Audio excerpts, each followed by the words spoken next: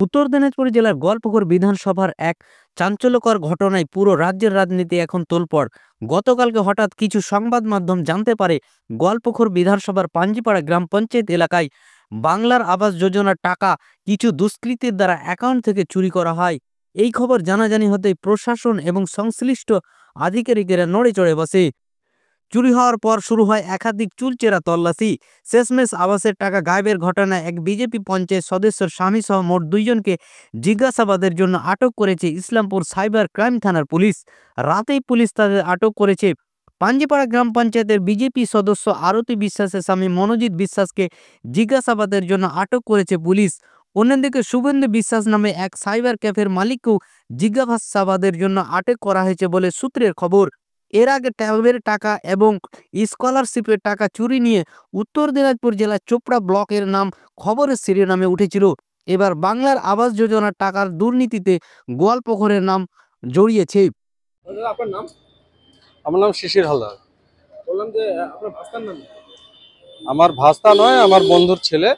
ও একটা ক্যাফে করে, ওর নাম হচ্ছে শুভেন্দু বিশ্বাস। বললাম যে এই যে ঘটনাটা, এই যে মানে আপনার যে ভাস্তার যে সাইবার কোর্টে আছে, সেখান থেকে মানে আধার লিঙ্ক করা হয়েছিল এমনটা কিন্তু একটা অভিযোগ উঠে আসছে। তো পুলিশ তাকে জিজ্ঞাসাবাদের জন্য আটক করা হয়েছে। কি বলবেন, কেন আটক করেছে? না, এই যে এখনো আটক করেছে কি করেছে সেটা আমরা শুনতে এসেছি।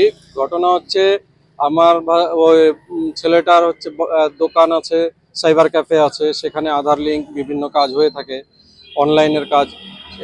যখন আধার লিঙ্ক হয় তার বহুদিন পরে টাকা ঢোকার পরে হয়তো ফ্রড হয়েছে।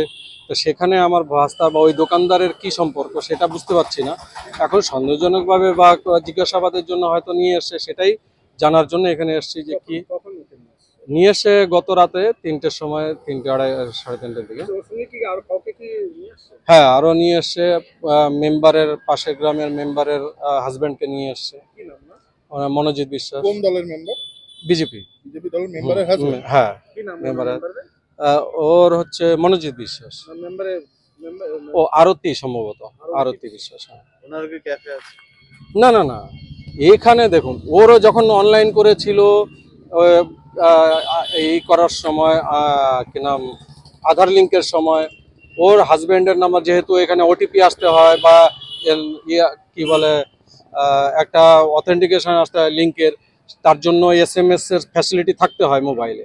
সেই ফ্যাসিলিটিটা ওদের ছোট মোবাইল, সেই মানে SMS এর ফ্যাসিলিটির আশা ছিল না বলে, হ্যাঁ যাই হোক, তো ওর নাম্বারটা দিয়ে হেল্প করেছে।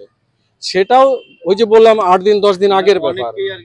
মোবাইল নাম্বার দেওয়া আছে অনেককে নয়, পরিচিত 2-3 জন। এটা ব্যাংকের অ্যাকাউন্টে ওনার মোবাইল নাম্বার না না না না না না না, ব্যাংকের অ্যাকাউন্টে মোবাইল নাম্বার কেন?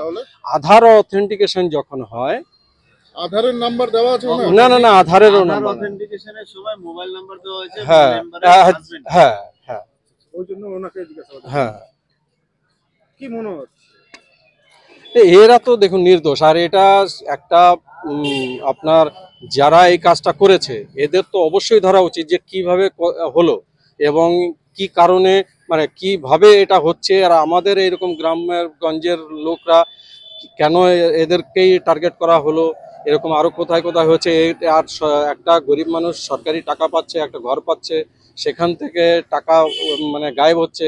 এটা তো ছোটখাটো বিষয় নয়, এটাকে একদম মানে তদন্ত অবশ্যই করা উচিত। এবং আমরা সবাই চাই, যাদের নিয়ে এসছে তার পরিবাররাও চায় যে এটার সঠিক তদন্ত হয়ে উঠে আসুক। যা যা হেল্প করতে হবে সমস্তই আমাদের পক্ষ থেকে, পরিবারের পক্ষ থেকে, গ্রামের পক্ষ থেকে মানে করা হবে, সেটা নিয়ে কোনো সন্দেহ নেই। কিন্তু যেন সাধারণ যারা লোক, যারা বোঝে না এইসব বিষয়ে, তাদের হ্যারাস না করা হয়, এই ব্যাপারটা যেন সবাই নজর দেয়, সরকার দেখে, সেটাও আর কি আমরা রিকোয়েস্ট করবো। আপনি কি স্থানীয়? হ্যাঁ হ্যাঁ, না না না, পলিটিক্যাল নয়, আমার স্থানীয় আর কি, আমি একজন পরিচিত সেই। কি নাম?